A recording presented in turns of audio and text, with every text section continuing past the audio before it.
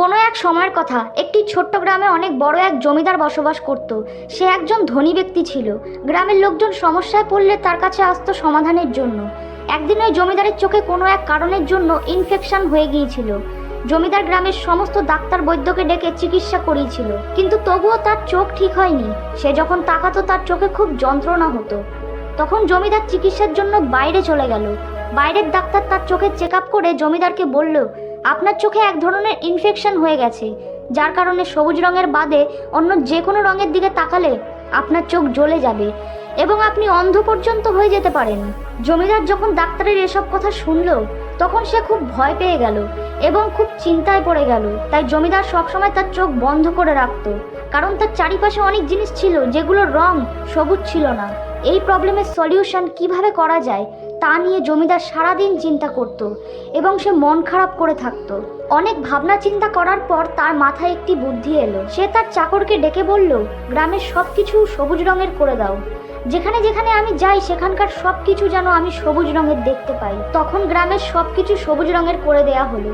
কিন্তু এত কিছু করার পরেও এমন কিছু জিনিস ছিল যেগুলোর রং সবুজ করা কখনোই সম্ভব ছিল না। যেমন আকাশের রং, শরীরের রং, খাবারের রং, আরও অনেক কিছু আছে যেগুলো সবুজ রং করা সম্ভব না। একদিন একটি ছেলে ওই গ্রাম দিয়ে যাচ্ছিল। যখন সে দেখলো গ্রামের সব কিছুই সবুজ রং করা, তখন সে গ্রামের কিছু লোকজনকে ডেকে জিজ্ঞাসা করলো, এই গ্রামের সব কিছুর রং সবুজ করা কেন? তখন গ্রামের লোকজন তাকে বলল, আমাদের গ্রামে একজন জমিদার আছে যার চোখে এক ধরনের ইনফেকশন হয়ে গেছে, আর সে যদি সবুজ রঙের বদলে অন্য রঙের দিকে তাকায় তাহলে তার চোখ জ্বলতে থাকে। এর জন্য গ্রামের সব কিছু সবুজ রঙের সে করে দিয়েছে।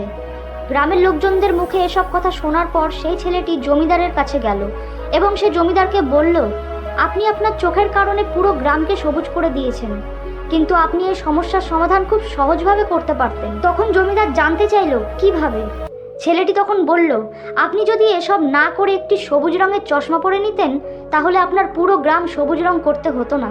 এমনকি যেসব জিনিস রং করা সম্ভব ছিল না, এই সবুজ রঙের চশমা পরলে সেগুলোও সবুজ দেখাতো। বন্ধুরা, এই গল্পটি থেকে আমরা এই শিক্ষা পাই যে কখনো কখনো আমাদের সমস্যাগুলো অনেক সময় ছোট হয়ে থাকে, কিন্তু আমরা সেই সমস্যাগুলোকে ভেবে ভেবে এতটাই বড় করে দিই যে সেখান থেকে সমাধান করার উপায় আর খুঁজে পাই না। প্রত্যেকটি সমস্যার সহজভাবে সমাধান করা যায়, কিন্তু সেই সময়টায় আমরা ওই সমস্যাগুলোকে নিয়ে এতটাই ভাবি যে সেটা সমাধান করার উপায় চোখেই পড়ে না।